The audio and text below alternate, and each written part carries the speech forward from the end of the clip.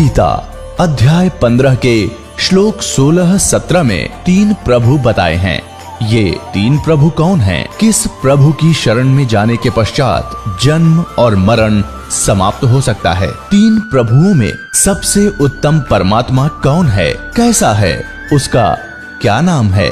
इन सभी गूढ़ रहस्यों को जानने के लिए अवश्य सुनिए जगत गुरु तत्वदर्शी संत रामपाल जी महाराज के अमृत वचन। जैसे परमात्मा कहते हैं, जैसे कुंभ कुमार का ऊपर चित्र अनूप और वस्तु तामद है नहीं, जैसे जल बिन कूप।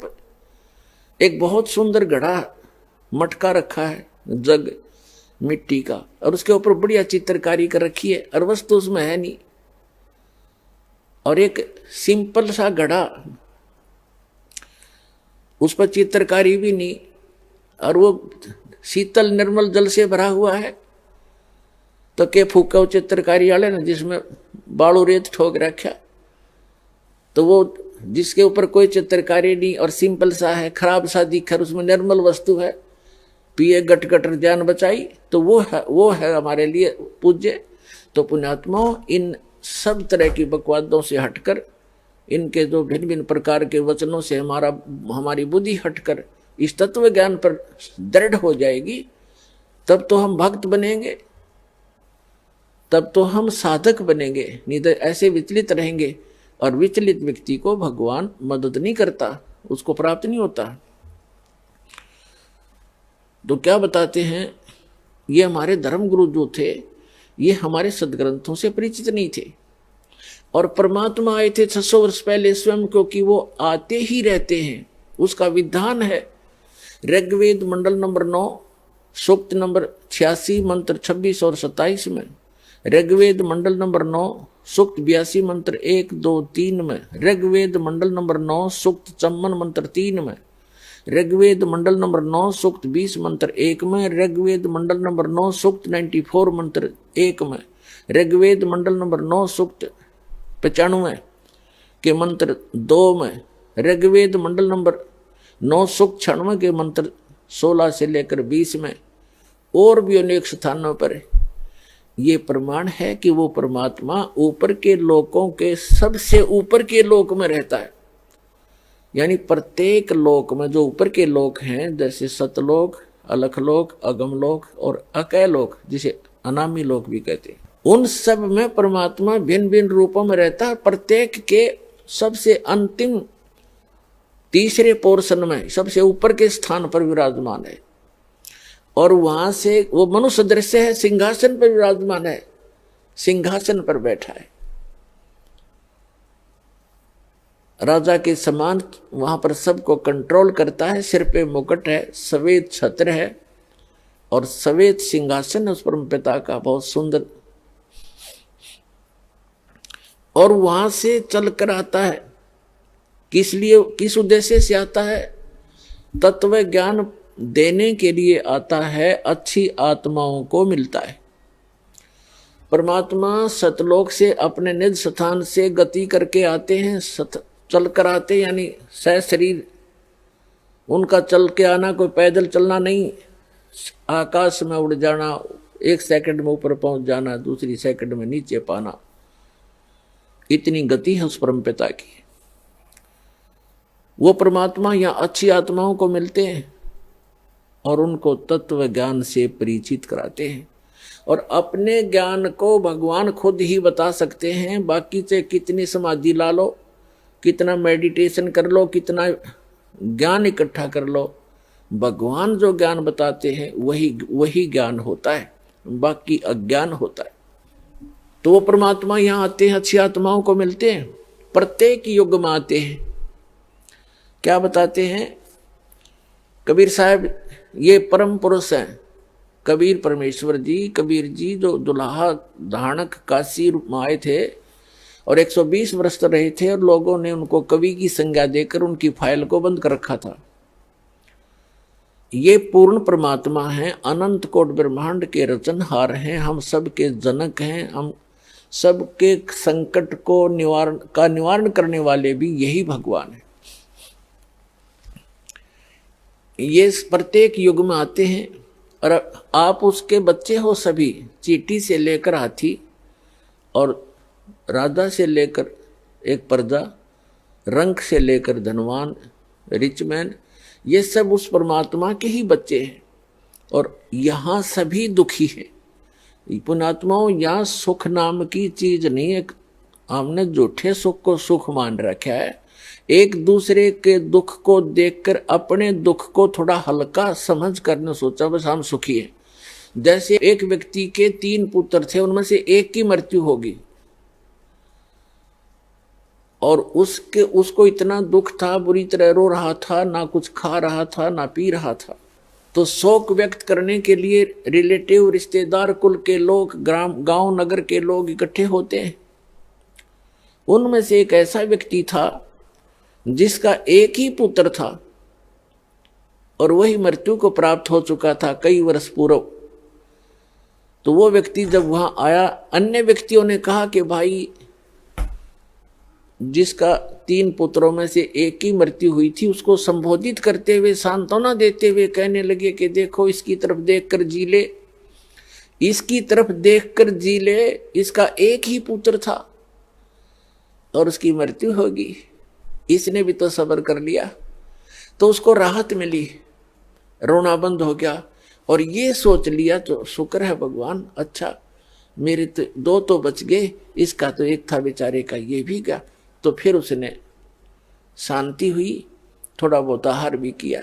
तो हमने क्या, वो पुत्र वापस आ गया? हम एक दूसरे को घना दुखी देखकर अपने थोड़े दुख को सुख मान रहे हैं। एक व्यक्ति बता रहा था कि मेरी लड़की का जन्म हुआ तब गुदा नहीं थी और मेरे पर पाड़ टूट गया हमारे परिवार पर दुख का। मेडिकल में लेकर गए तो वहां क्या देखा, जिस वार्ड में मेरी बेटी को लेकर गए उस वार्ड में ऐसे मरीज 4-5 और थे। फिर मेरा दिल को शांति हुई, थोड़ा सहारा मिला, खाक सहारा मिला। क्या वह गुदा लगी लड़की के जाते ही?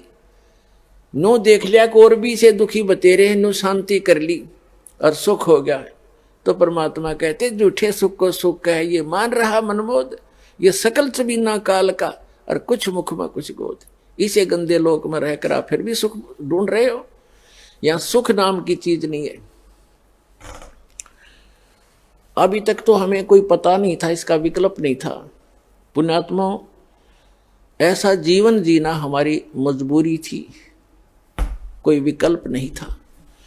अब परमात्मा ने आके विकल्प बताया, वो हमने सुना नहीं, क्योंकि नकलियों ने सुनने नहीं दिया। नकली गुरुओं ने जो आज भी पंजे अड़ाना चाहते हैं, लेकिन अब इनके पंजे उखड़ जाएंगे, अब नहीं टिक पाएंगे ये, क्योंकि जनता शिक्षित है। अब जो प्रसंग चल रहा है, परमात्मा कहते हैं झूठे सुख को सुख कहे, ये मान रहा मनमोद, ये सकल चबीना काल का कुछ मुख में कुछ गोद। तो वो हमारे पिता हैं कबीर परमेश्वर जी, वो हमारे लिए भटक रहे हैं। कबीर साहब कहते हैं मैं रो तू सृष्टि को और ये सृष्टि रो मोहे, और कहे कबीर हमारे वियोग को ये समझ न सकता कोई। वैसे गरीबदास जी की वाणी है, कहे गरीब इस वियोग को समझ नहीं सकता कोई। कहने का भाव ये है कि हम उस सुखदाई भगवान की खोज में लगे हैं और उसकी खोज करते करते हम ऐसे अनाड़ी संतों के पास फंस जाते हैं जिनको कह का पता नहीं, दाढ़ी मूछ बढ़ा कर लाल पीड़े कपड़े पहन कर ऐसे बैठ जाते हैं गुबन का। हमने सोचा बड़े विद्वान होंगे, बड़े पहुंचे हुए संत है। तो ये काल के दूत ठोर ठोर बैठा रखे इसने अपने, और भगवान आते हैं हम उनकी सुनते नहीं, क्योंकि उन काल के दूतों से गढ़े प्रभावित हो चुके होते हैं। कोई 10 वर्ष से लगा है, कोई 20 वर्ष से, कोई 5 वर्ष से, वो सेट हो गया क्योंकि ग्रुप बन गया। उनकी सब एक जैसी विचारधारा है। उस विचारधारा से हटकर कोई ज्ञान सुनने को मिलता है तो हम विरोध कर लेते। दुर्भाग्य हमारा। ज्ञान को सुनना चाहिए, गहराई तक जाना चाहिए, निष्कर्ष निकालना चाहिए, फिर अच्छा लगे तो स्वीकार करो, ना छोड़ देना चाहिए। पहले ही विरोध करने लग जाते हैं, झगड़ा ठान लेते हैं। ये क्रोथा कांड इसी का कारण था। इन दुष्ट लोगों ने अपनी दुकानें बंद होती देखकर ये जुल्म करवा दिया, झूठे प्रचार करवाया और 21 महीने तक इस प्रचार को बंद करा दिया। कीड़े पड़ा कर इसे व्यक्तियां का तुम्हारे सामने दिखा दूंगा ऐसे जालिम लोगों को। आप बुराई करें, अपने चंदा इकट्ठा करने के चक्कर में उन जनता से कोई लेना देना नहीं, कोई भाड़ में जाओ। और एक परमार्श का काम शुरू होता है, परमात्मा ने आके शुरू किया था, उनका इतना विरोध करा दिया था इन नकली गुरुओं, ब्राह्मणों, ऋषि मंडलेश्वरों ने, काजी और मुल्लाओं ने जीना हराम कर दिया था। लेकिन वो तो समर्थ थे, वो अपनी छाप छोड़ गए। उस समय ये अनमोल रतन देगे हमारे को, सुख संवेद देगे, जो जिसके सहारे आज दास ऊपर उठ रहा है। और इसके विषय में बताया है कि और ज्ञान सब ज्ञान डी, कबीर ज्ञान सो ज्ञान, और जैसे गोला तोब कायब करता चले मैदान। परमात्मा का ऐसा ज्ञान है, ऐसा निर्मल ज्ञान है, ये निर्मल करे शरीर, और ज्ञान सब मंडलीक है, ये चकवे ज्ञान कबीर। और ज्ञान तो मंडलीक है, सीमित है, डिविजनल है, अक्षेत्रीय है, और चकवे माने चक्रवर्ती, all round, complete in all respect, complete spiritual knowledge जो कबीर भगवान ने दिया है, वो ज्ञान चकवे ज्ञान, चकवे माने चक्रवर्ती ज्ञान है उस कबीर साहिब का। ऐसा निर्मल ज्ञान है, निर्मल करे शरीर, और ज्ञान मंडलीक है, मंडलीक माने डिविजनल, अक्षेत्रीय, और ये चकवे ज्ञान कबीर, चक्रवर्ती ज्ञान है उस कबीर भगवान का, जो सभी सदग्रंथों में प्रमाण है। तो वो क्या बताते हैं, चारों युग में मेरे संत पुकारे, को के कहा हम हेल रे, हीरे माणिक मोती बरसे, ये जग चुगता ढेल रे। क्या बताते हैं कि चारों युग में जिन महापुरुषों को मैं मिला हूं, कबीर भगवान बताते हैं, क्योंकि ये चारों युगों में आते हैं भगवान परमात्मा हमारे पिता, और हमें सतमार्ग देना चाहते हैं। लेकिन ये काल के नकली दूत, ये झूठे गुरु परमात्मा के मार्ग में हमेशा बाधा बनते रहे। उसका कारण ये था कि हम शिक्षित नहीं थे। केवल एक वर्ग को, ब्राह्मण वर्ग को ही शिक्षा का अधिकार था, और उनमें इतना अभिमान हो गया क्योंकि आम जनता उनको दादाजी कहने लगी, उनको ब्राह्मण गुरुजी उनके चरण धोएं, उनके श्रद्धा से। फिर उनने अपना एक वो बना ली, परंपरा बन गई, उसके पोते, उसके पड़पोते आगे फिर पढ़ताई करने लग गए। अब उनका रोजी रोटी का काम बन गया वो।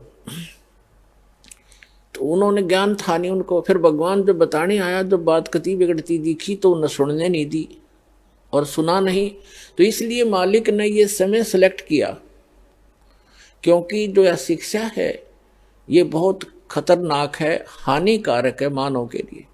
इसमें आदमी बेईमान बनता है, निर्लज्ज बन जाता है। आप देख रहे हो, अब थोड़ी सी शिक्षा होगी, ठीक से नौकरियां मिल गई हैं, और बकवाद करने लग गए। फिल्मों में देखो कैसे बेहुदे पढ़ाने लगे हैं, और चतुरता इतनी आ गई, भाई का भाई से प्यार रहा नहीं, माँ बेटे में आपस में खेचा तानी, बाप बेटे में खेचा तानी, भाई बहनों के मुकदमे कोर्टों में धक्के खा रहे।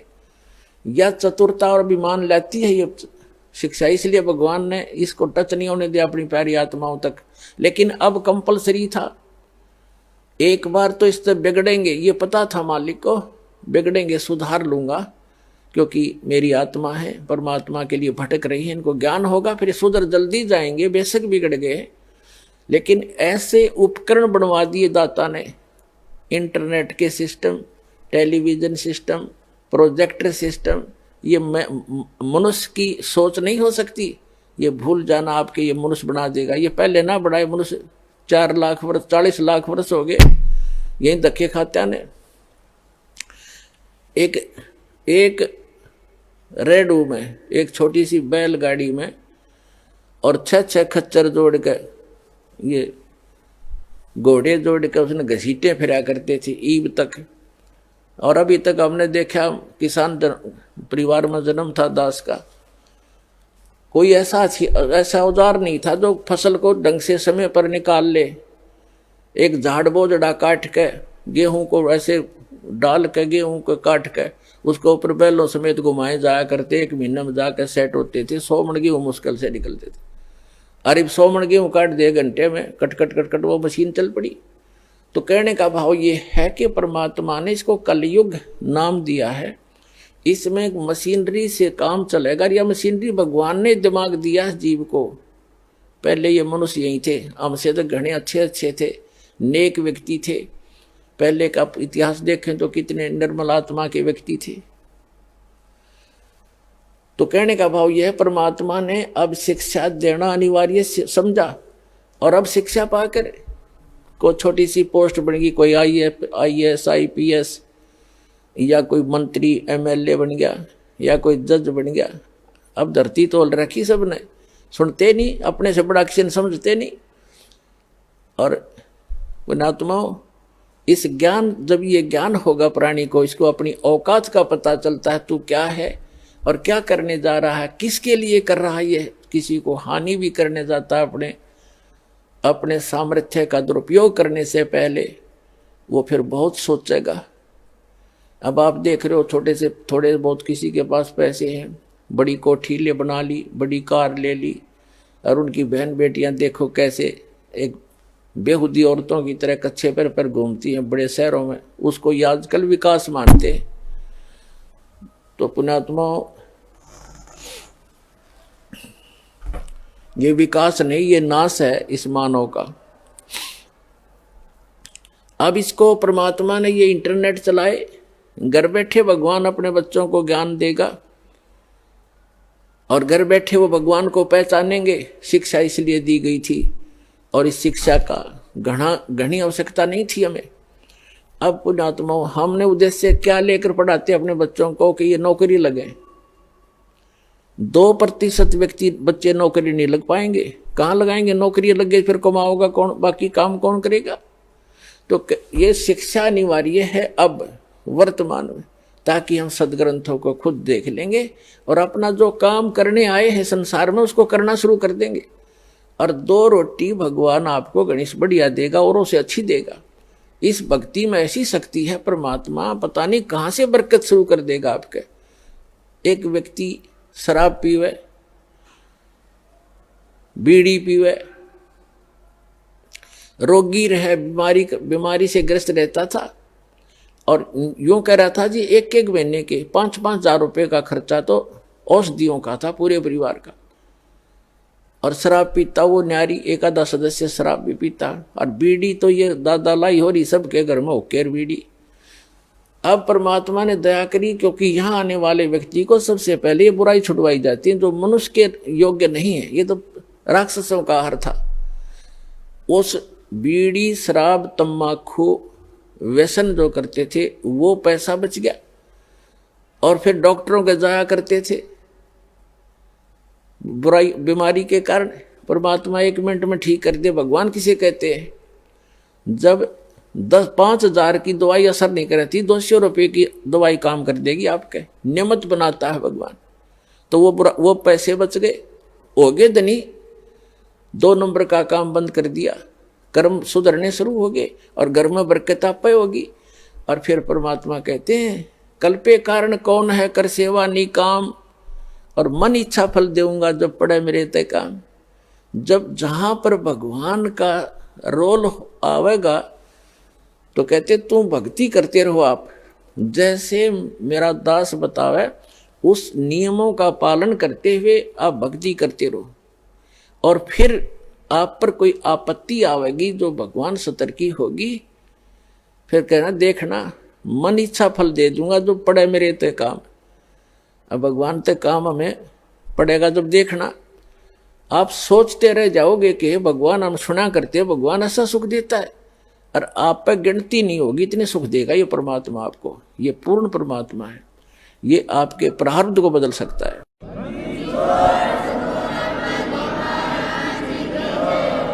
तो क्या बताते हैं परमात्मा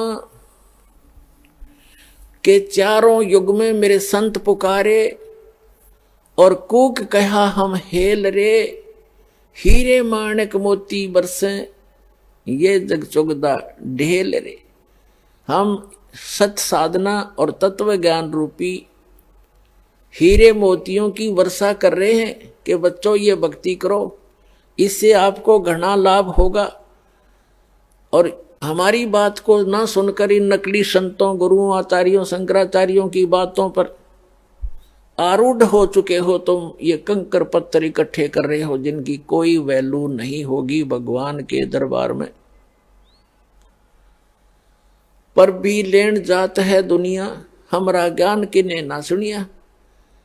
अब पर भी लेन जाते हैं, कहीं हरिद्वार पर कुंभ का मेला भर गया और कहीं इलाहाबाद में लग गया या कहीं और गया जी प्रयाग में कुंभ के मेले भरते हैं ये, और वहां पर भी लेकर कल्याण चाहते हैं। परमात्मा कहते हैं जहां आप स्नान करने जाते हो उस पर भी के समय कल्याणार्थ वो आपसे पहले वह मेंढक मच्छी और कछुए पहले ही विद्यमान है, उनका कल्याण ना हुआ आज तक, वो वही धक्के खा रहे।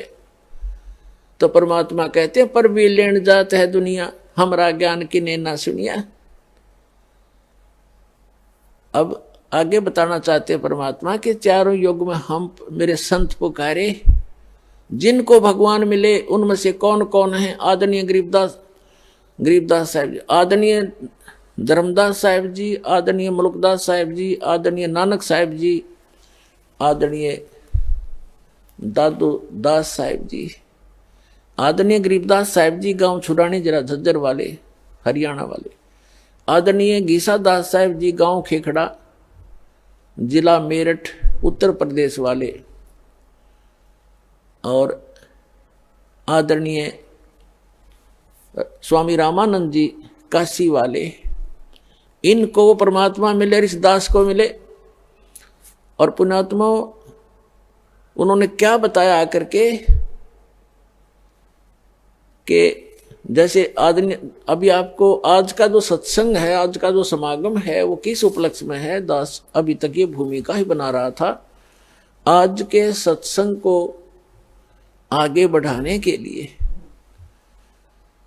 आज का जो समागम है ये इस उपलक्ष्य में है कि इस जैसे फाल्गुन सुदी द्वादशी, फाल्गुन मास के उतरते की चांदनी द्वादशी दवास को दिन के लगभग 10 बजे वो परमात्मा अपने विधान अनुसार अच्छी आत्माओं को मिलते ही हैं। उनका विधान है ये, उस परम पिता का वेदों में प्रमाण है ये। वो परमात्मा अपने सतलोक से चलकर आए जो काशी में धानक रूप में रहा करते थे, 120 वर्ष रहे थे। सहशरीर आए थे, मालिक के कमल के फूल पर प्रकट हुए थे कबीर भगवान। वो परम अक्षर ब्रह्म सत्य पुरुष एक शिशु रूप धारण करके काशी शहर के बाहर एक सरोवर में कमल के फूल के ऊपर आके विराजमान हुए थे, नवजात शिशु का रूप धारण करके। एक नीरू नीमा नाम के निसंतान व्यक्ति थे, पति पत्नी थे। वो स्नानार्थ गए थे, उस तालाब पर प्रतिदिन जाया करते थे और वहां उनको परमात्मा ने वो परमात्मा स्वयं बालक रूप में मिले। वो बड़े खुश हुए और उसका प्रत्यक्ष दृष्टा थे एक अष्टानंद नाम के ऋषि। ये देख रहे थे कि आकाश से प्रकाश का गोला आया, जबरदस्त बहुत ज्यादा तेज था उसका, और अष्टानंद जी की आंखें एकदम बंद होकर खुली। जब आंखें बंद हुई तो उसने क्या देखा कि कोई बालक है। जैसे सूर्य की तरफ आप कभी नजर दृष्टि करते हो तो आपकी आंखें उस तेज को सहन नहीं कर सकती, आप एकदम बंद कर लेते हो या साइड में करते हो। तो क्या देखते हो कि सूर्य का प्रकाश रहित आकार का गोला सा आपको दिखाई देता है, गोलाकार दिखाई देता है। वो प्रकाश रहित होता है उसका, और उसका आकार दिखता है। ऐसे ही जो ही उसने उस प्रकाश का गोला जो बहुत दूर देखा था ऊपर से आता हुआ बड़ी स्पीड से, जैसे तारा सा टूटता है, अष्टानंद ऋषि की आंखें बंद हो गई।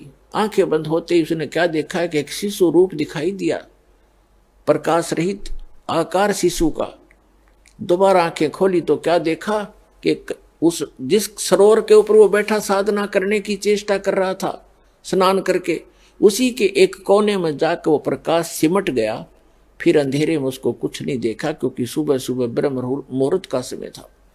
वो चला गया उठ के अपने गुरु जी के पास उसका संग का समाधान कराने के लिए कि आज मैंने ये क्या देखा गुरुवर। उनके गुरु जी थे स्वामी रामानंद जी। तो नीरुनिमा नाम के वो निसंतान दंपति थे, वो उठाकर ले गए। उनके घर परवरिश होने से 25 दिन तक परमात्मा ने कोई आहार नहीं किया, ना जलपान किया। वो चिंतित हो गए दोनों पति पत्नी। फिर परमात्मा ने कुंवारी गाय का दूध पीना प्रारंभ किया। परमात्मा की दया से ही उस कुंवारी बछिया ने दूध देना शुरू किया, गाय की बछिया। ये अलग से विषय है जो आज सत्संग दास शुरू करने जा रहा है, उसके वापस हटकर आते हैं। वही परमात्मा 120 वर्ष वहां रहे और 5 वर्ष की आयु में बड़े बड़े विद्वान, प्रकांड विद्वानों के छक्के छुड़ा दिए परमात्मा ने। इस तत्व ज्ञान के अंदर एक ही प्रश्न किया करते थे उन विद्वानों से, कौन ब्रह्मा का पिता है, कौन विष्णु की माँ और शंकर का दादा कौन है, पंडित जी दे बता। सबकी टाई टाई फीस हो जाती थी।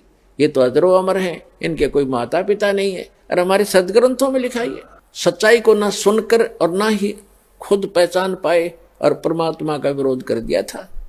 तो वो परमात्मा फाल्गुन सुदी द्वादशी दिन में 10 बजे लगभग सन 1727 में और संवत 1784 में, क्योंकि आदरणीय गरीबदास जी का जन्म संवत 1774 में हुआ था, वैशाख के अंदर, और सन 1717 में। और परमात्मा आकर मिले जब वो 10 वर्ष के थे, सन 1727 में। 10 वर्ष के गरीबदास साहिब जी कौन थे, थोड़ी सी जानकारी देते हैं। गरीबदास साहिब जी का मूल गांव है करौथा, जहां पर अपना एक छोटा सा आश्रम था जो इन दुष्ट लोगों ने सुहाया नहीं, जिनकी रोजी रोटी बंद हुई थी झूठों की, और वहां झूठा प्रचार करके जनता को भ्रमित किया, मुख्यमंत्री को भ्रमित किया, क्योंकि वो भी आर्य समाजी है। और दास के ऊपर झूठे आरोप लगा के और झूठे केस में जेल में डाल दिया और उसको आश्रम को ग्रहण कर लिया। फिर भी परमात्मा कहते हैं कि साच को आंच नहीं होती। पुणात्मा आई कोर्ट ने हमारे हक में फैसला कर दिया। सन 2009 में मुख्यमंत्री आर्य समाजी और आर्य जो हमारा विरोध कर रहे थे, आर्य प्रतिनिधि सभा हरियाणा वाले, वो दोनों मिलकर सुप्रीम कोर्ट पहुंच गए। देख इनकी अकल मारी जा रही। कोई बात हो, अरे हम तो सत्य और असत्य की लड़ाई लड़ रहे हैं, ज्ञान और अज्ञान का झगड़ा, ज्ञान का जवाब ज्ञान से देना चाहिए। अब सुप्रीम कोर्ट में ऐसा मुंह पे थप्पड़ मार दिया परमात्मा ने उनके 8 वकील, 6 तो सरकार के, 2 उनके टॉप मोस्ट वकील कर रखे। हमारा ओरिजिनल वकील भी नहीं जा रहा था, उसको कोई काम हो गया अचानक, और परमात्मा के बच्चों को आश्रम दिवा दिया। इससे बड़ा चमत्कार पुण्यात्मा कोई नहीं हो सकता।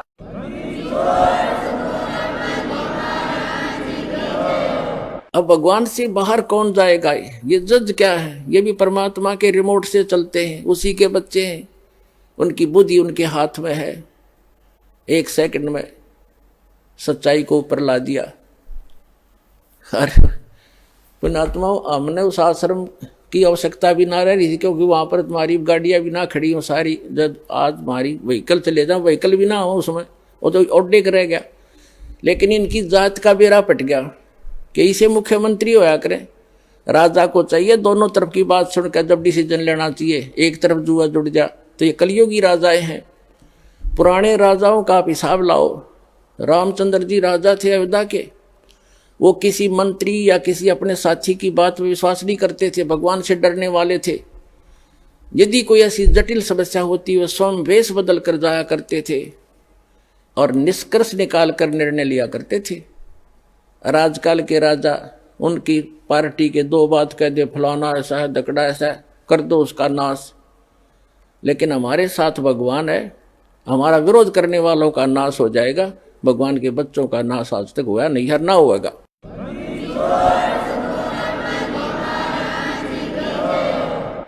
और हम ना किसी का बुरा सोचा और ना सोचते।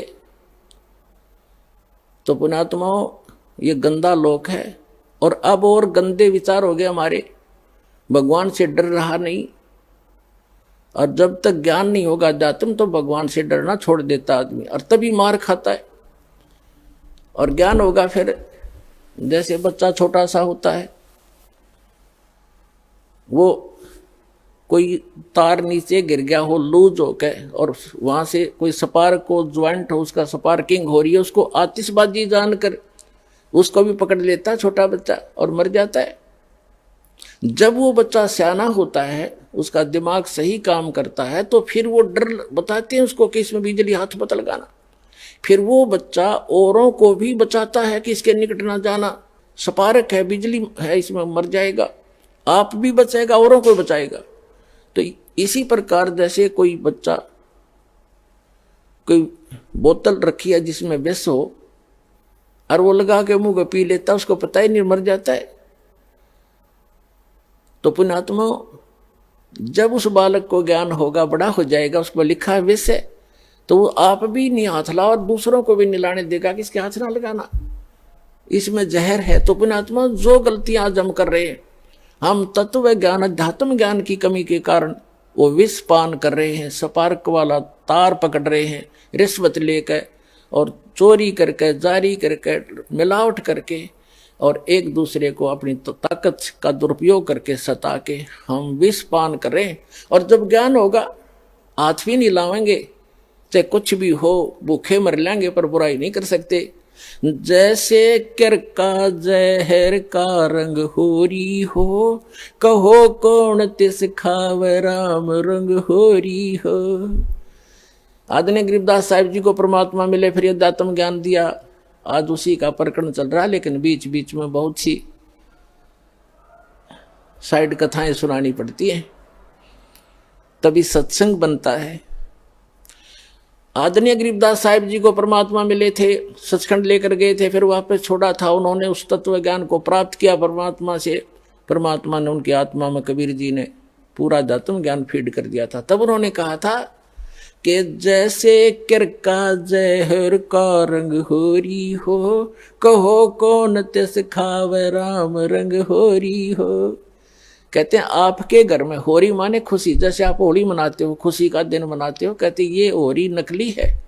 असली होली तो जब होगी तुम्हारे घर में भगवान की भक्ति होगी, सब दुख रोज टलेंगे। एक भक्त कह रहा था, जी हमने 11 वर्ष हो गए आज तक कोई त्योहार नहीं मना लिया इस शरण में आए। जब इससे पहले क्या था कि ऐसे कभी तो घर में किसी भाई की मृत्यु होगी, कभी चाचा की होगी, कभी ताऊ की होगी, ताऊ के लड़के की होगी, कभी बहन का बटेऊ मर गया, तो कभी बहन मर गई। तो ऐसे 11 वर्ष हो गए हमने कोई त्योहार नहीं मनाया, रोया करते बैठ के त्योहारों को। तो ये खाक त्योहार है। तो परमात्मा कहते हमारी शरण में आओ, थारा रोज होली रहेगी। और जैसे बुराई तुम करते हो, जो बुराइयां करके धन संग्रह करते हो या किसी को सताते हो, ये तो ऐसा कर रहे हो जैसे जहर खा रहे हो। और जब आपको ज्ञान होगा तब कहते जैसे किरका जहर का रंग होरी हो। किरका माने कण, विष का एक कण भी कहीं पड़ा हो और आपको पता हो ये विष है, और विष की क्वालिटी गुण को आप जानते ही हैं। कहते हैं उस कण को भी, अब तो आप मुट्ठी भर खा रहे हो, एक कण को भी आदमी नहीं खा सकता, इन्हें पता लग जाए ये विष है। तो अभी पता ही नहीं आपको ये विष है। तो ये जानकारी कराने के लिए सत्संग किया जाता है कि जो गलतियां आप कर रहे हो धनी बनने के लिए या लोग दिखावा करके, लोक लाज में फंस के, ये ना करो। और आपने यहाँ भी सुख मिलेगा। इस कबीर भगवान की शरण में आ जाओ, ये आपका पिता है, ये समर्थ है, आपके घर में सारे सुख देगा। तो इसलिए कहा है जैसे किरका जहर का रंग होरी हो, कहो कौन तिस खावे राम रंग होरी हो। तो फिर ये गलतियां कोई नहीं करेगा, जहर नहीं खाएगा। ये बुराई करना, चोरी करना, रिश्वतखोरी करना, मिलावट करना, किसी को सताना, आप दुख पालेगा। भक्त दूसरे को दुखी नहीं कर सकता, यह आत्माएं नहीं स्वीकारेगी आपकी इस ज्ञान के आधार से। तो क्रोथा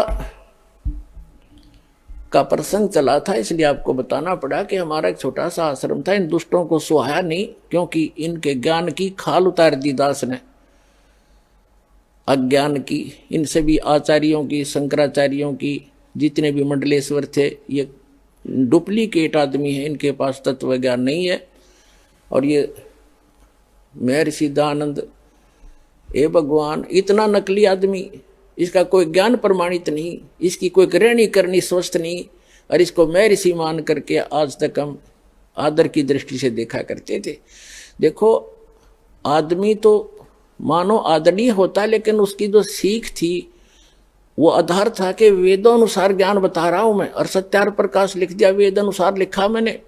जब दास ने वेदों को देखा, इसलिए महर्षि दयानंद के ज्ञान को वेदों से मिलाया कि यदि इसका ज्ञान वेदों से मिलता हो, और कबीर भगवान का ज्ञान तो सर्व वेदों का निष्कर्ष है, तो कबीर साहब के ज्ञान से तो उसको मिलना कहाँ था, वो तो वेदों से ही मेल नहीं खाया। तो दास ने इतना कहा था, भाई इसको छोड़ दो, उनके हित में कहा था, कोई उनसे हमने कोई उनका कोई संपत्ति प्राप्त नहीं करनी थी, सिर्फ रास्ता दिखाना था कि अभी तक आप गलती पर हो और ये गलत मार्ग है। महर्षि दयानंद को वेद ज्ञान नहीं था, आप वेद को सच्चा मानते हो, वेद में ही देख लो। अब आम जनता जो आर्य समाजी है वो कौन है? हमारे भाई हैं, बहन हैं, मामा और बुआ के भाई बहन बेटियां हैं। लेकिन ये दुष्ट लोग हैं जो आचार्य, ये अपने स्वार्थवश उन्होंने ये सोचा कि यदि हमारे समाज के व्यक्तियों को इस सच्चाई का पता लग गया, सारे रामपाल के पास चले जाएंगे, इनका कल्याण हो जाएगा और तुम्हारी दुकान बंद हो जाएगी। ये उद्देश्य से लेकर उन्होंने जुल्म ढा दिया। तो ये लोग कभी तैसी नहीं हो सकते, आज तक नहीं हुए, ये लोग स्वार्थी। और दास ने परमार्थ में शीश दे रखा है, जेल चाहे जान जाओ, जेल की तो बात क्या है, पर इसको ऊपर लाकर छोड़ दूंगा, मालिक का साथ दास के है, सच्चाई को ऊपर लाऊंगा, पूरा विश्व का कल्याण होगा।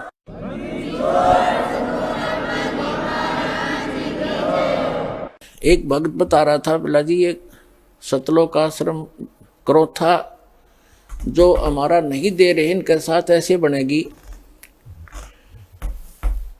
एक व्यक्ति था, उसने कोई गलती कर दी, तो पंचायत हुई, उसने फैसला कर दिया भाई 100 रुपये जुर्माना कर दे, और चाहे 100 प्याज खा ले, इनमें से एक सिलेक्ट कर ले। वो बोला मैं प्याज खा लूंगा 100, वो ना खाएगे 20-30 खा गए। फिर तीसरा ऑप्शन रखा था, चाहे जूते खा ले 100, इन तीनों में से कोई एक सिलेक्ट कर ले। नो बोला मैं जूते खा लूंगा, प्याज नहीं खाए। 2-4 अच्छे लगते हैं जूते भी, नाट के जूते नहीं खाओ, 100 रुपये दे दूंगा। तो उन्हें प्याज भी खाए, जूते भी खाया, तो आखिर में जुर्माना भी देना पड़ा, दिया, पांडा छूटा। तो इन गेला न्यो बनेगी। हाई कोर्ट न राय, सुप्रीम कोर्ट न राय, फिर बकवाद कर रहे हैं। 1.5 महीना हो गया, सुप्रीम कोर्ट के आदेश को आज तक देना नहीं चाह रहे हमारे को। शर्मा मार लिया उस आश्रम ने, मारा डूंडा ठहरा क्या परमात्मा ने। तो पुण्यात्माओं, ये नीचता की हद कर रखी है इन लोगों ने। प्रशासन भी यहाँ तक खड़ा उनके साथ ही जुटा हुआ है। कोई बात नहीं, समय आने दो, दुनिया उनको बैड अकाउंट में लेगी। इनने इतिहास बुरा कर लिया, आने वाले समय में कंस और रावण को भूल जाएंगे, इस मुख्यमंत्री को याद किया जाया करेगा उनके स्थान पर। यह ऐसा जुल्म कर रहा है। हमारा किसी से विरोध नहीं है, हम ना किसी राजनीति से को इच्छा रखते हैं, किसी राजनीतिक व्यक्ति से, ना राजनीति में हमारा हिस्सा है।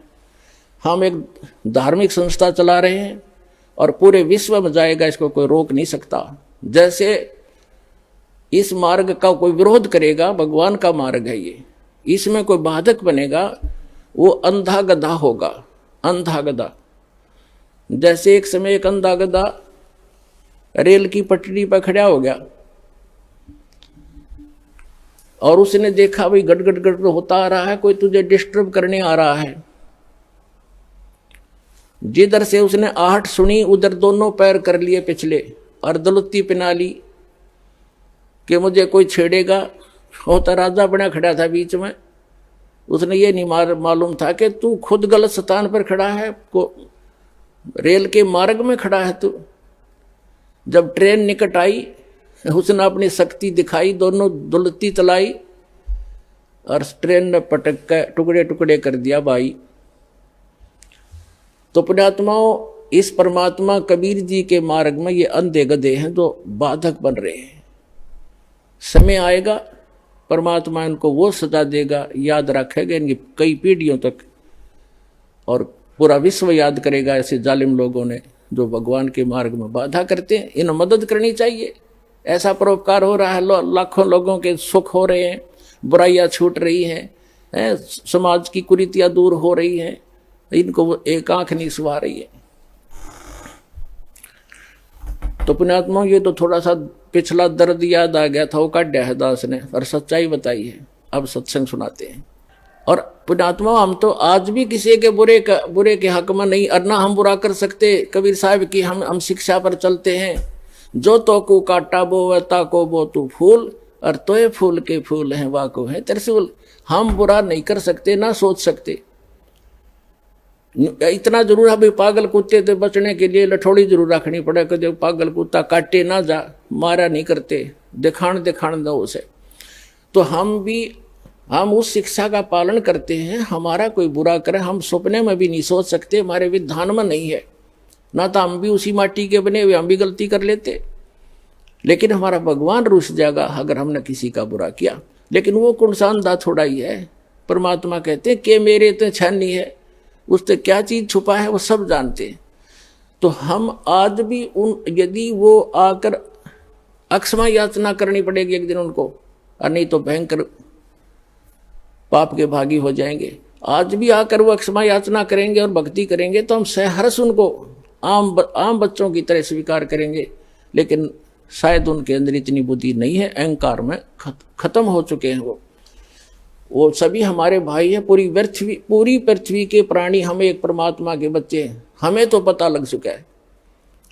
ठीक है, घर का बालक या कोई पालतू कुत्ता भी पागल हो जाए, उससे बचना पड़ता है, फिर वो अलग बात है। लेकिन पूरे संसार के जितने भी प्राणी हैं, हम एक पिता की संतान हैं और सबके उद्धार के लिए प्रयत्न है।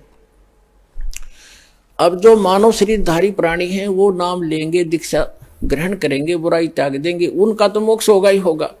साथ में इस भक्ति, सत भक्ति, परमात्मा के दिए हुए इस अमृत वाणी के प्रचार से, और जो भक्त जाप करते हैं, सिमरण करते हैं, सुबह शाम दोपहर कि भगवान की वाणी उच्चारण करते हैं और हवन यज्ञ करते हैं, धर्म पुण्य करते हैं, इनसे पूरे वातावरण में परिवर्तन आ रहा है। पूरे वातावरण में पशु पक्षियों पर भी असर होगा। जैसे एक बच्चा जा रहा सिमरण करता हुआ भगवान का, बहन बेटी भाई बस में बैठा है, तो उसका असर आसपास के भी होगा। जैसे कोई बीड़ी पीकर छोड़ता है, वो तो सारा कुछ वो इसी में गड़बड़ हो रही है और आसपास को भी नुकसान करता है, वो साथ बैठे वालों को। इसी प्रकार जैसे कोई हलवा बनाता है, हलवा बनाने वाला तो खा रहा है, लेकिन आसपास के घरों में भी अच्छी महक जा रही है, उनको भी आनंद आ रहा है। तो इसी प्रकार जो सत भक्ति कर रहे हैं वो हलवा खा रहे हैं, और उनके आसपास के मकानों में भी उसकी सुगंध अच्छी जा रही है। हर एक मीठ पकावा है, आप भी मरे, दूसरों को भी बुरी बदबू जा उसकी। तो इस प्रकार जो सत भक्ति आप जी कर रहे हो, ये पूरे विश्व को लाभ होगा। आइए अब हम उन श्रद्धालुओं के अनुभव जानते हैं जो जगत गुरु तत्वदर्शी संत रामपाल जी महाराज जी से दीक्षा प्राप्त कर चुके हैं तथा उनके द्वारा बताए गए भक्ति मार्ग पर चल रहे हैं। जी नमस्कार। नमस्ते सत साहेब सर। क्या नाम है जी आपका? राधा गणेश यादव। राधा जी कहाँ से आए आप? जिला सातारा, महाराष्ट्र से। जी क्या करते हैं आप? मैं पहले एक कंपनी में अकाउंटेंट थी, अभी मेरा जेंट्स वेयर कबीर साहब गारमेंट कपड़े का शॉप है खुद का। राधा जी, संत रामपाल जी महाराज की शरण में आने से पहले आप क्या भक्ति साधना करते थे? जैसे ही हमारे घर में मतलब जैसे हमारे समाज में पारंपरिक भक्ति थी वो करती थी, और जो भी बड़े लोग करते हैं वह उनका ही देख के मैं भी गणेश जी की और गुरुदेव दत्त जी की भक्ति करती थी। मेरे को ना बचपन से ही भगवान बहुत प्रिय लगते थे। उनकी मूर्ति ना जहाँ कहीं भी मैं अपने पिताजी के साथ जाऊँ तो वहाँ से मूर्ति खरीद के लाती थी, घर में उनको बिठाती थी मंदिर में, और उनके साथ घंटों बातें करती थी कि आप भगवान हो, आप कभी तो सामने आओगे। ऐसे में भक्ति करती थी। तो मैं ऐसे ही बचपन से भक्ति करती थी। जैसे जैसे मैं स्कूल जाने लगी, बड़ी होने लगी, जब मैं कॉलेज में गई थी तब मैं महाराष्ट्र में संतों की भूमि है तो मैंने ज्ञानेश्वरी ग्रंथ पढ़ा, भगवत गीता पढ़ी, तो उसमें से मेरे को इंटरेस्ट आने लगा कि ये कुछ अच्छा है। तो मैंने उस पर स्टडी करना शुरू किया। जैसे कि वहाँ को रात को 9 से 12 बजे उनके प्रवचन होते थे, कीर्तन होते थे, वो मैं सुनने जाती थी, डायरी लेके जाती थी, मैं सब नोट करती थी कि वो एक अध्याय लेते हैं या फिर एक दोहा लेते हैं और उस पे वो विस्तारित से बात करते हैं, बताते हैं कि हमने कैसे जीवन जीना है, नहीं जीना है। तो मेरे को वो अच्छा लगने लगा, तो मैंने भी उस पर स्टडी किया और मैं भी खुद एक वक्ता बन गई, मैं भी प्रवचन करने लगी कॉलेज के टाइम में ही।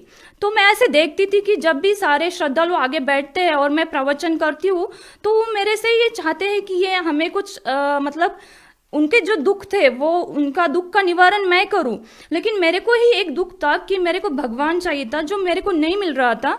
तो मैं उस बात से संतुष्ट नहीं थी कि जो मैं बता रही हूँ इनको ये सही नहीं है, मेरे को सही भगवान चाहिए, मेरे को भी कोई गुरु चाहिए, मैं खुद गुरु नहीं बनना चाहती थी। तो राधा जी, आपकी जो परमात्मा की तलाश थी वो कैसे पूरी हुई? जी, मेरी शादी होने के बाद, मैं बचपन से इतनी भक्ति करती थी, तो शादी होने के बाद 6 महीने में मेरे को उस घर में, मतलब जहाँ पे मेरी शादी हुई वहाँ पे मेरे को ये बात पता चली कि इनके घर में जो छोटा संतान है उसको कभी पुत्र प्राप्ति नहीं होता था। तो मेरे को तो ये बात सुन के बहुत डर लगा कि मैं तो भक्ति पहले से ही करती थी तो मैंने और भक्ति बढ़ा दी।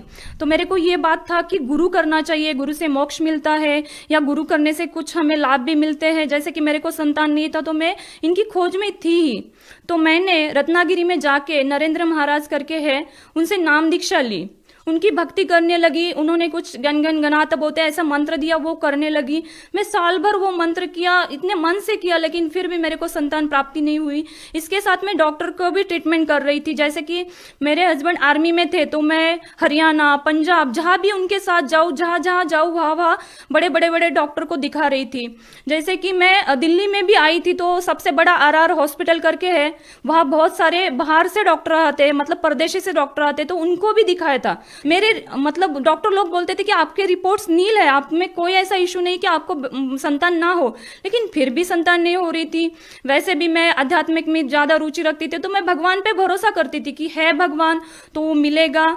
तो मैं ऐसे ही भक्ति करती रहती थी। तभी एक दिन मेरे हस्बैंड ने जम्मू कश्मीर से मेरे को फ़ोन किया और उन्होंने संत रामपाल जी महाराज जी के बारे में मुझे बताया कि ऐसे ऐसे संत हैं और उनका मैं आपको एक ज्ञान गंगा करके बुक कुरियर से भेज रहा हूँ, आप वो पढ़ना। उनके सत्संग आते हैं, उनके सत्संग आते वो भी सुनना, एक मेमोरी कार्ड भी लेना, मतलब डाउनलोड करना यूट्यूब से। ऐसे करके मेरे को उन्होंने सब बात बताया कि आप ढूंढ लो, सर्च करो तो आपको उनके सत्संग भी मिलेंगे। तो उन्होंने मेरे को बुक भेजा तो मैंने वो बुक पढ़ना शुरू किया, फिर उनके सत्संग देखना शुरू किया।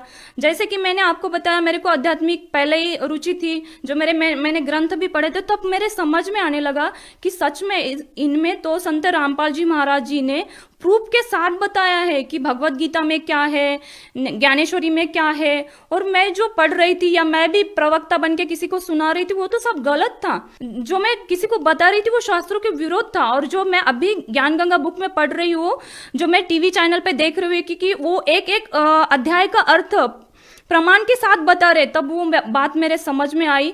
मैंने पूरा पुस्तक पढ़ लिया, उनका सत्संग भी सुना और ये सब ज्ञान समझ के मैंने संत रामपाल जी महाराज जी की नाम दीक्षा बरवाला आश्रम सतलोक हरियाणा में जाके 25 दिसंबर 2013 को मैंने जाके संत रामपाल जी महाराज जी से नाम दीक्षा ली। आपने बताया कि आपने संत रामपाल जी महाराज से नाम दीक्षा ली, आपने बहुत सारे गुरु बनाए, उनको अपनी समस्या भी बताई, लेकिन इसके बावजूद भी आपको कोई समाधान नहीं मिला।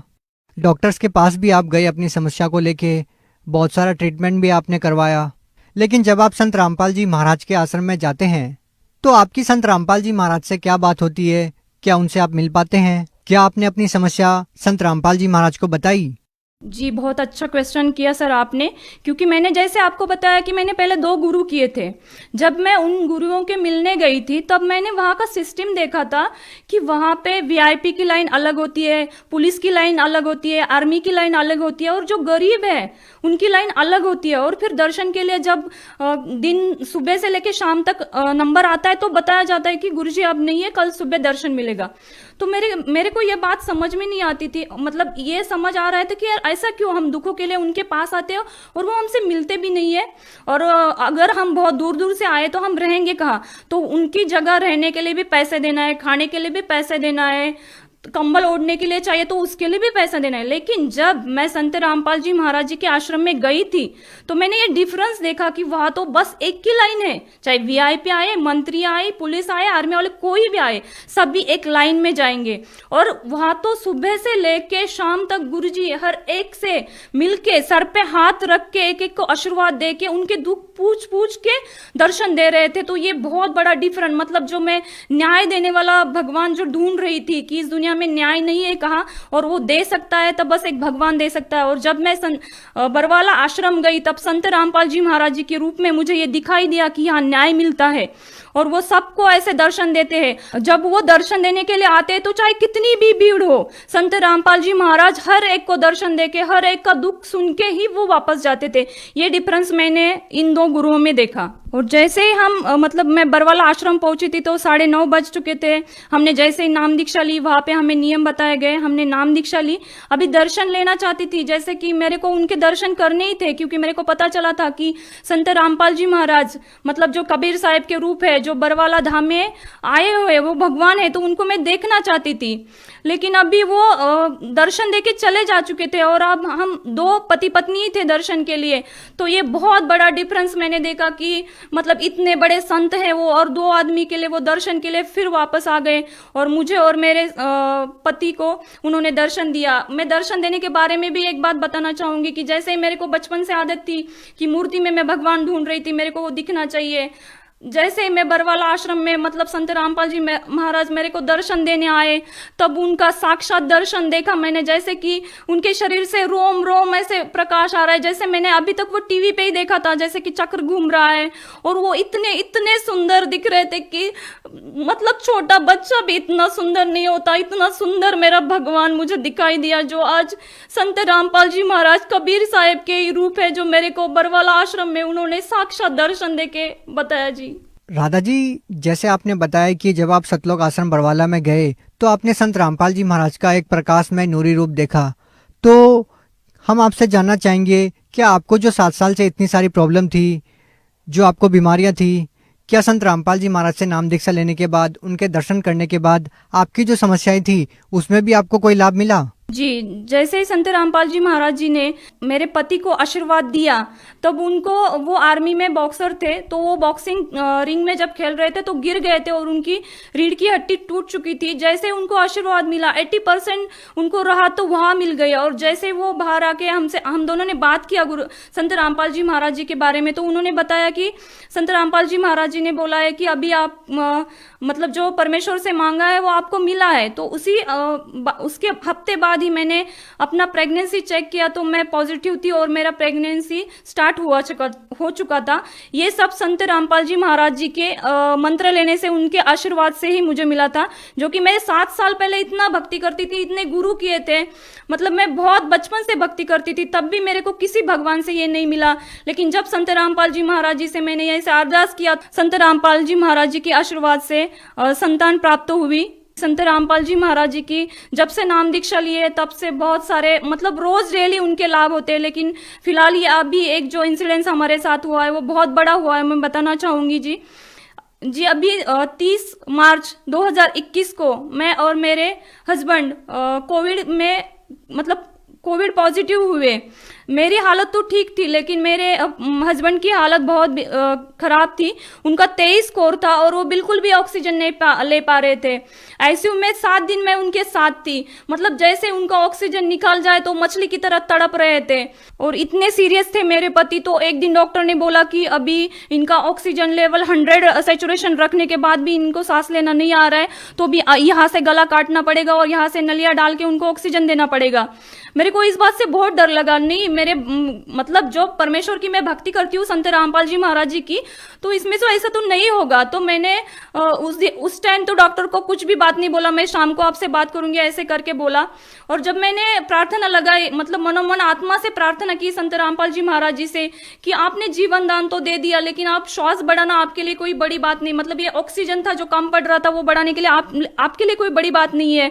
ऐसे मैं मन में प्रार्थना करी। उसी दिन रात को मैं ऐसे रो रो के संत रामपाल जी महाराज जी से बात किया। उसी दिन 3 बजे जिस हॉस्पिटल में मेरे पति थे वहां पे और 11 पेशेंट थे जिनका सेचुरेशन 80% था, किसी का 85% था, लेकिन इनका बहुत कम था, 70-75 था। तो मतलब सबसे खराब स्थिति इनकी थी, सबसे पहले ये मरने वाले थे। ऐसे डॉक्टर ने बोला था कि आप इनके ऊपर पैसा मत खर्च करो। लेकिन जब मैं संत रामपाल जी महाराज जी से ऐसा बात किया, उसी दिन 3 बजे गुरुजी संत रामपाल जी महाराज जी ने मेरे हस्बैंड को दर्शन दिया, उनको अमृत जल पिलाया। और जैसे ही उनको अमृत जल पिलाया, उनके फेफड़े जो 23% मतलब डैमेज हो चुके थे, वो इतने मतलब जैसे अमृत जल पिया तो उस फेफड़े में से वो अंदर जाते हुए उन्होंने महसूस किया। और उसके बाद उनका सैचुरेशन बढ़ने लगा। डॉक्टर भी हैरान था कि सुबह ऑपरेशन करवाना है, जब उन्होंने आके देखा तो इसका सैचुरेशन तो बढ़ गया, इसको अभी ऑपरेशन की कोई जरूरत नहीं। और जैसे हॉस्पिटल में वो 11 पेशेंट और थे जो जिनकी स्थिति अच्छी थी और मेरे हस्बैंड की स्थिति बहुत खराब थी। तो मैं 1 हफ्ते की बात बता रही हूँ, उस हफ्ते में वो 11 के 11 पेशेंट चले गए। लेकिन पर संत रामपाल जी महाराज जी की दया से मेरे हस्बैंड की जान बच गई और उनको ऑक्सीजन के साथ डिस्चार्ज दिया गया। जो ऑक्सीजन उनको दिया था वो डॉक्टर ने बोला था कि कम से कम आपको 3 महीने घर में जाके ऑक्सीजन लेना पड़ेगा, आप चल नहीं पाओगे, आपको बेड रेस्ट ही करना है। लेकिन संत रामपाल जी महाराज जी की दया से 13 दिन ही मैं खुद ऑक्सीजन लगाती थी, निकालती थी, मैं उनकी देखभाल करती थी। तो मैंने आंखों से देखा है 13 दिन के बाद ही उनका ऑक्सीजन पूरा निकल गया और अपने पैर से वो खुद चलने लगे। ये बहुत बड़ी दया परमेश्वर की हुई है। मैं और एक दूसरा लाभ बताना चाहती हूँ। जब मेरा बच्चा 9 मंथ का था तो मैं और मेरे हस्बैंड बाइक पे जा रहे थे, 70 की स्पीड से बाइक चला रहे थे। हस्बैंड अचानक से आगे से कोई आ गया तो उन्होंने अर्जेंट ब्रेक लगाया। बच्चा मेरी गोदी में था, मैं ऐसे गिरी, मैं 5 फीट आगे गिरी, उससे आगे भी मेरा बेटा 5 फीट आगे गिरा। संत रामपाल जी महाराज जी की दया से बस मेरे को थोड़ा सा खरोच यहाँ पे आया, लेकिन जो मेरा बेटा है ना उसको कुछ भी नहीं हुआ। तो ये कितना बड़ा चमत्कार है। इतना छोटा बेटा, मैं उछल के कूदती हूँ, उससे भी आगे बेटा कूदता है तो उसको कितनी चोट आनी चाहिए थी, लेकिन संत रामपाल जी महाराज जी की वजह से उसको कुछ भी नहीं हुआ। ये मेरे को जीवन दान दिया मेरे बेटे को संत रामपाल जी महाराज जी ने। बहन जी, जैसा कि आपने बताया कि संत रामपाल जी महाराज ने आपको इतने सारे जीवन दान दिए, आपके बच्चे को जीवन दान दिया, इतनी सारी समस्याओं से आपको बचाया, तो आप भगत समाज को क्या संदेश देना चाहते हैं? जी, मैं भगत समाज को, मेरे भाई बहन को ये संदेश देना चाहती हूँ कि देखो, हम सुशिक्षित है, आज सभी को ज्ञान है कि हमें पढ़ना चाहिए। हर एक कोई ना कोई किसी दुख से परेशान है, कोई ना, मतलब हम सब भगवान की खोज करते हैं। तो हमें ये देखना चाहिए कि भगवान कौन है, हम यहाँ कैसे आए हैं। तो मैंने भी बहुत सारे किताबें पहले पढ़ी थी, तो मेरे को समझ में नहीं आता था कि इसमें कुछ बताया भी है। लेकिन जब ज्ञान गंगा बुक पढ़ी तो मुझे सृष्टि रचना पता चली कि हम यहाँ कैसे आए हैं, ये काल देवता कौन है, हमारे साथ इतने सारे इंसिडेंट्स क्यों घटते हैं, इसके पीछे क्या कारण है, क्या वजह है, हमने ढूंढना चाहिए। लेकिन हम क्या करते हैं, जैसे हमारी पारंपरिक भक्ति है, हम अंधे होके वो भक्ति करते रहते हैं और रोते रहते हैं कि हमारे साथ कुछ भी अच्छा नहीं होता है। लेकिन मैंने जो अनुभव किया है, आप भी मतलब पढ़े लिखे हो तो उनके बहुत से चैनल पे सत्संग आते हैं, वो सुनो, उनकी ज्ञान गंगा बुक पढ़ो, जीने की राह बुक है वो पढ़ो। राधा जी, जो व्यक्ति संत रामपाल जी महाराज से नाम दीक्षा लेना चाहते हैं वो उनसे नाम दीक्षा कैसे ले सकते हैं?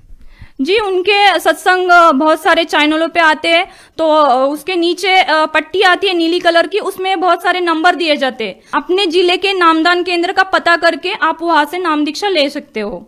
जी, बहुत बहुत धन्यवाद सत साहेब जी।